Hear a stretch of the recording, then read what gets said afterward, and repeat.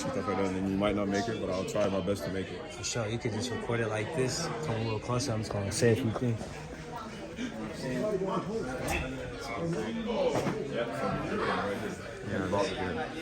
Yo, what up, what up, what up? You watching World Bboy Travels, it's Bboy Buckshot, and today I got a very, very, very special guest with me today.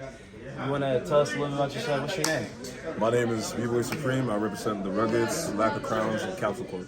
What you do, bro? I break. I'm B-boy. And how long you been doing that? I've been B-boying for 19 years now. 19 years. Yeah, started at 03 at 11. Really? 30 Yeah. today. So 19 years you've been breaking. Yeah. And where we at today right now? Right now we are at the Music Theater in Haarlem, Holland, for the IBE Festival. We just got done with the Undisputed, the one-on-ones, male, female, and crews. Yeah. And yeah, man, it was nice. Yeah, bro. And today, what did you represent? Were you doing crew battles, one-on-ones? What were you doing today? Crew battles was my thing today. I was working with the boys from back home, the Lack of Crowns. Yeah. It's good to come out with like the boys you grew up with. For sure, So for sure. yeah. And how long you been? Like as far as breaking, you've been breaking for 19 years. Coming up in scene, what scene did you originally come up in? Like, where were you originally like from? Well, back home in Denmark, Yeah. that was the scene I grew up with, really. But I was really fortunate that I started on a dance school owned by Karen and Joel, also known as B-Boy Tough Cookie and B-Boy Surprise. They kind of took me in as like a stepchild, really, because my parents didn't have money to pay for classes, but I learned pretty quick, so they just took me under their wing.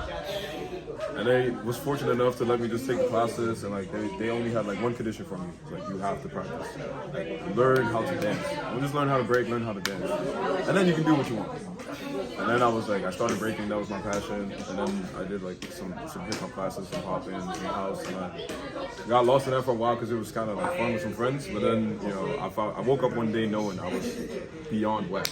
I was like, I need to get back to breaking, and then I just started like paving my way, and then yeah. And you've been breaking for 19 years, and you started at age what? 11. Age 11. So from age 11 to the age you're at now, how is your perspective on breaking? How has it shaped you for you being the person you are today and you being the B-boy you are today? You know what I'm saying? That's a long time of experience, and Definitely. you know what I'm saying? A lot of time that you put in, a lot of work you put in. You know what I'm saying? So like what was that 19-year journey like, and how has your mentality changed from when you started and where you at now? Alright, so I remember being at the start of my phases of breaking, and I'm saying phases because as young you get inspired by so many things and you want to do so many things. Right. But I just like I wanted to be able to do all types of moves. Yeah. And the funny thing now is I'm known for like tops and like style and stuff like that, but I still like am originally power mover. Yeah. That was like my thing. Yeah. That's what it started off. Yeah. This guy. That's what it started off with, and then I slowly started like I had some certain inspirations that I'm fortunate enough to be friends with a lot. Yeah. So like I started focusing like on why I want to feel good in dancing, and I learned that a lot through like David and Capella. Oh, okay. And I had like inspirations such as like Luigi, I had Stripes, I had Keeps, I had some people from back home like Foolish. Foolish is like 5 years older than us, but when I was a kid he was the man. Yeah. So it progressed from wanting to learn things to trying to understand why am I enjoying this, and now I reached the point where competitions are not important to me anymore. This is just an opportunity for me to showcase my passion. I can win, I can lose. I've lost more battles than I've won, but if I leave the day proud, that's a big win for me. So now, when you look at competitions, you don't look at it from a competitive perspective. You look at it more from like I want to represent, I want to have fun, I want to have a good time. And how did you get into that mentality, like for trying to have that? Because you know everyone's like more competitive and want to win, and that's cool and all. But sometimes you know having that passion and having that care to just go out, be free, have fun. We see that in your style. You know you have a style that's like very explosive, but then at the same time you can tell you're having fun. You always got a smile on your face. And a lot of people got like a mean mug. You know what I'm saying? So like for your style, it's like what would you advise to other people, like as far as like you know competitors or people that want to be free and want to have that type of free spirit for your style? How could you, or what's a word of advice you probably would give them so that they can have that same outlook or same perspective as you? I would tell them that first and foremost, you need to tap back into why you're doing this. Because that was the thing for me. I remember at Outbreak 19, that was like the pivot year for me because at Unbreakable, I was competing at the one-on-ones and the two-on-twos, and I lost the tiebreaker like 4-1. And I remember just being at the gym trying to enjoy myself, and then I started like having some conversations. I having a conversation with Stripes and some friends and stuff like that, and then for some reason it clicked to me. I started like realizing they do what they like to do. Yeah. And they're not really like stressed too much about it, because sometimes you don't even know your own strength. Your most whack thing in your round can be the dopest thing in somebody else's eyes. So I started understanding like not to underestimate myself and what I like to do. So I understood that I didn't do this because of competitions, because it did take a lot of my energy at some point. Sure. And I came back to, I'm just trying to dance for as long as possible. This is what I actually came for. Because at so many jams, I lost more than I've won. But that year, after after Outbreak, I went to this IBE, made it finals, lost to Phil, went to Unbreakable, won that. Yeah, we Then we remember went that year. all the way over to Undisputed, and then all of a sudden I won that. I was so confused. I was like, how the fuck did I get here? And then when people are like, yeah, no, because you do something, it's like, no, I'm just as regular as anybody else. If you do it, if I can do it, you can do it. You just gotta realize why you want to do this and stick to that and grow on that. And it's okay to like shift off and take a break sometimes and rebuild your passion for it, because we can practice so much, so long, every day for comps, jams, and you'll run. It's like stalemate. You go nowhere with it, really. Yeah. Give yourself time to get inspired by other shit and like go away for a while so you can regain the love of why you do it. And every battle is like, you don't want to win every battle. You just want to win all the meaningful wars to yourself. Really.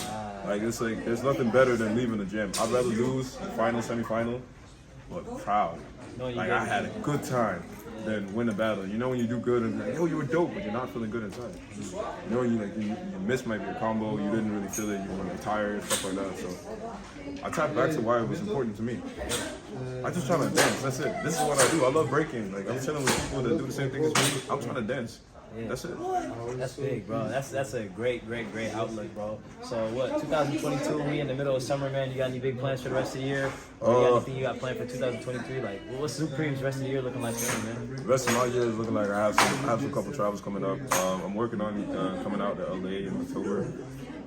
Me and Lee have an invite. Oh, nice. Oh, is it for the Revolution Jam, right? Yeah. Nice. I got invited to that too, bro. So we definitely gonna see you over there. Yeah, that'd be the first time I ever touched like U.S. soil too. Oh, it's gonna be your first time U.S. I've never been. I'm a 30-year-old man. I've never been to the U.S. yet. This is crazy. Zoopreme coming to the U.S. in October, man. You better watch out, man. It's about to be something vicious. You know what I'm saying? Hopefully it pulls through. But then other than that, we also talking about like some Battle of the Year in like December and. What else are we doing? We trying to. What else am I doing? Oh yeah, some family shit. Going to my cousin's wedding. Nice. Rebuilding the house with my girlfriend. I'm skate and break. Okay, so what's your about my? I know it's like an off topic. What's your nationality, bro? My parents are Gambian, West Africa. Gambian. Inside Senegal. You an African breaker. Yeah. Woo! So like, tell me what it's like being a breaker representing us Africans. You know what I'm saying? Because I'm an Ethiopian breaker, and I feel like I've had to put a lot on my back representing. Being an African breaker, so like, what does that mean to you? Being a breaker, being a dope dancer, and then representing your country, your nationality, and where you come from. Like, what does that mean to you? Because you know, Gambians, I've seen Gambians like just in general their style of dancing, and it's energetic, very dope. You know what I'm saying? Like, and I feel like your style is hella energetic, hella dope. So like, what's that like for you? You know what I'm saying? I appreciate that. I mean, it's also kind of weird because I was like born in Denmark. Yeah. So I've always known like I'm Danish, but I'm Gambian. Yeah. So I'm actually a Gambian Danish. It was so strange in the beginning because usually they put like the Danish flag, but then when you see me, it's like when you see the Danish flag, you know Vikings. Yeah. I ain't no Viking. You know I'm not looking like a Viking, but that's like I'm out here. It's like so how's that working? Like it feels good. It feels good to know also because it's a small country, and not many people know about Gambia either. So it weighs even more to me because I feel like sometimes I'm doing really well in something I care about to a point where this is so weird because I'm just one out of so many people that are dancing, but I have the heritage that I have and it helped me, and then people want to know sometimes about the heritage and then you get more knowledge about the country and then they appreciate it even more. And I'm like, how did that even work? And then just because I do something that I care about enough to convince somebody else that this is something that is interesting to me, I want to dive into.